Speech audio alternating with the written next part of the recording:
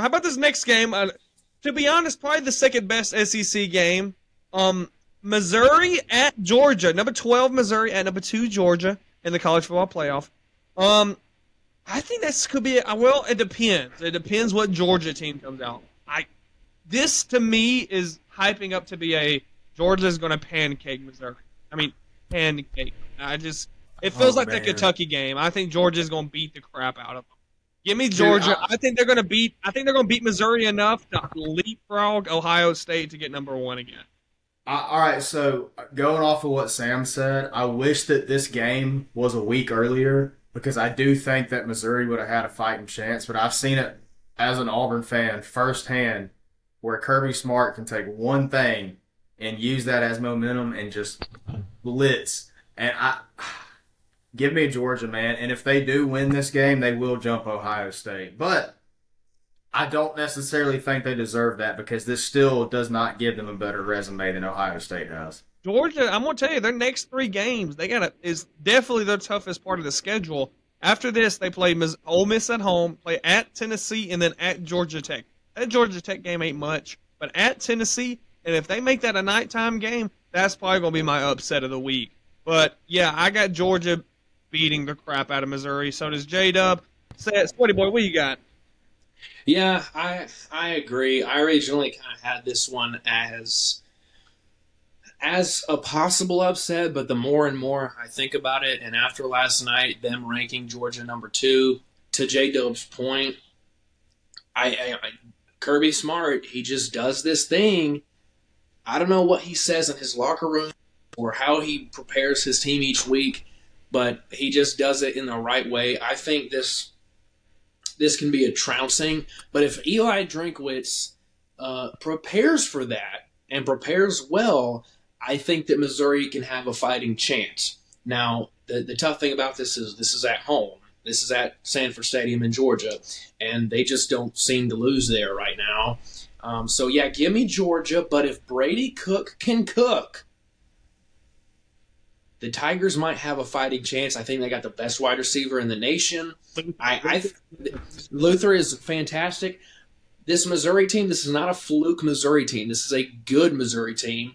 But I think that Kirby Smart will have prepared well enough to take it and probably cover the spread.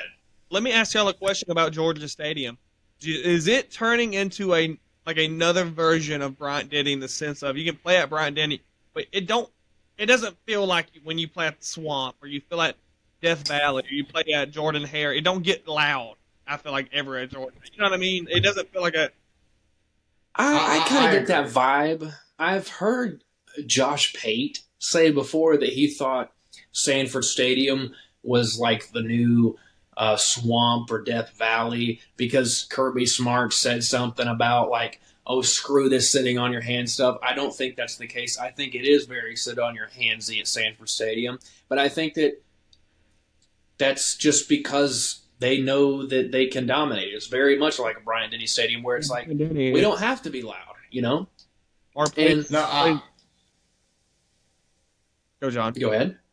I was gonna say my brother has been to Athens and he made the comment to me that he said it didn't have the same vibe that Mississippi State Stadium had. And I don't know if y'all have ever Wow. seen their stadium, but that stadium is like little bitty, dude. It looks Yeah. like a Sunbelt stadium. It does. It Well, really does. and you know, I was at this past game this past weekend, Georgia, Florida, and that was my first ever intermingling with that many Georgia fans before.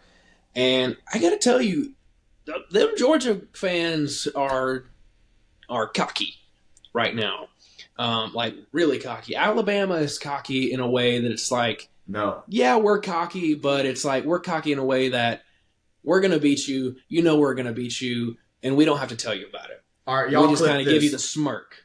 Clip this because I'll never say this again. But the Georgia fans I have always said are the worst. They are literally the New York Mets. They are the Dallas Cowboys. They are whatever you want to put them under because they are the most cocky fans ever. They do one thing and think they're the greatest thing since sliced bread. Alabama, I'll give it to you. You obviously have fans who are cocky just like Auburn does. But y'all are there's respect between Auburn and Alabama fans. I've always said that. Now, maybe not John Rivers and Auburn basketball, but other than that, there's respect. Because how many times have you ever seen a fight break out at the Iron Bowl? None. I've always thought the Iron Bowl was more of a fan rivalry, but it's like it's a rivalry where it's like, okay, we'll talk about it. We'll talk about it on Monday at work. Not like in the stadium kind of thing. But It's a good rivalry between the players too, because you think about it. yeah, It's I mean they play each other in high school and stuff. They know each other.